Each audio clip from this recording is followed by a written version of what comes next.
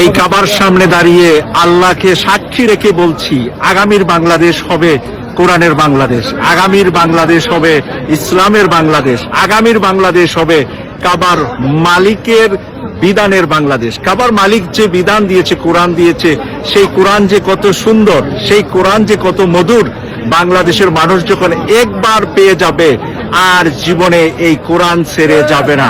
এবং এই কোরআন যে আজকে আমার পিছনে দেখতে পাচ্ছেন যে আমাদের বোনেরা, আমাদের ভাইয়েরা, নারী পুরুষ একসাথে কিভাবে কাবার ঘরে পাগলের মতো ঘুরছে, কেউ কাউকে আর চোখে দেখছে না, কেউ কাউকে বাধা দিচ্ছে না, কেউ কাউকে নিয়ে উপহাস করছে না, সবাই সমান। কোরআনের সমাজ যেদিন বাংলাদেশে কায়েম হবে, সবাই সমান হয়ে যাবে, থাকবে না গরিব, থাকবে না ধনী, সবার মাঝে থাকবে ভালোবাসা।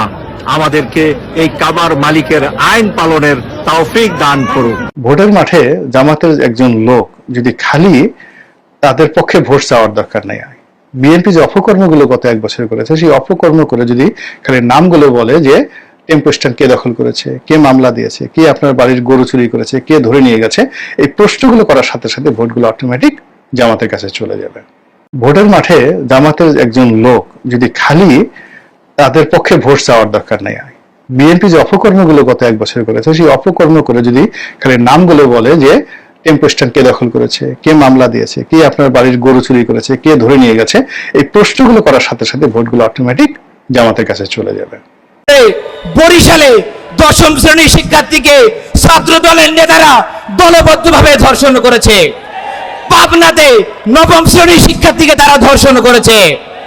ঝিগড় গাছাতে ফুল কিনতে আসে একজন তরুণীকে তারা দলবদ্ধভাবে ধর্ষণ করেছে। শুধু তাই নয়, ভোলাতে স্বামী চাঁদা না দেওয়ায় স্বামীকে বেঁধে রেখে স্বামীর সামনে স্ত্রীকে তারা দলবদ্ধ ধর্ষণ করেছে। আপনারা দেখবেন পত্রিকা খুললে ইতিমধ্যে প্রায় অর্ধশত নিউজ প্রকাশিত হয়েছে যেখানে ছাত্রদল সরাসরি ধর্ষণ করেছে। সংগ্রামী ছাত্র শিবিরের জন্ম 77 সালে। কিভাবে আওয়ামী লীগের নেত্রী পার্লামেন্টে ছাত্র শিবিরকে রাজাকারের দল হিসেবে পার্লামেন্টে আপনি বক্তব্য রাখলেন? প্রশ্ন রাখতে চাই, আপনি ছাত্র শিবিরকে রাজাকার হিসেবে প্রমাণ করতে পারেন নাই, স্বাধীনতা বিরোধী হিসেবে প্রমাণ করতে পারেন নাই, জঙ্গি হিসেবে প্রমাণ করতে পারেন নাই, সশস্ত্র সংগঠন হিসাবে প্রমাণ করতে পারেন নাই। আগামী নির্বাচন পর্যন্ত আমরা জামাতে নামাজ পড়ব। ধর্ম ব্যবসায়ী আমরা, ভোট যখন আসে তখন টুপি কিনে মসজিদে যান, এটাই হলো ধর্ম ব্যবসা। তবে আজকে ফেসবুকে দেখলাম একজন নেতা বলতেছে, তোমরা আপাতত নির্বাচনের আগ পর্যন্ত নামাজ জামাতে পড়ো। কি কয়?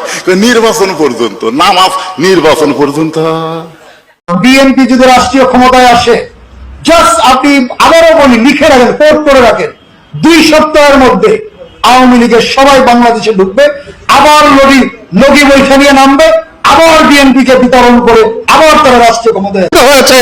তাই গণঅভ্যুত্থানের পক্ষের শক্তি যারা বাংলাদেশকে ভালোবাসেন, লাল সবুজের পক্ষের মানুষ, আপনাদেরকে মাথায় রাখতে হবে, কারা আজকে বিভিন্ন ব্যানারে বিভিন্ন ভাবে আওয়ামী লীগকে ফিরায় আনতে চায়, এসালামের টাকায় জাতীয় পার্টির নির্বাচন করতে চায়। ওরা বাংলাদেশের মানুষ না, ওরা দিল্লির গোলাম। ও যে পার্টি থেকে আসে, যে ব্যানারে আসে, ও গণঅভ্যুত্থানের শত্রু। ও আমার 1400 শহীদের রক্তের গাদ্দার মীর জাফর আর ঘসিটি বেগম। তাদেরকে কোনোভাবে আগামী দিনের রাজনীতি নির্বাচন করতে আমরা অ্যালাউ করব না। এটাই হচ্ছে গণঅভ্যুত্থানের প্রেরণা, আকাঙ্ক্ষার বাংলাদেশ 2, এবং এটাই হচ্ছে জুলাই সনদ বাস্তবায়নের একমাত্র শর্ত।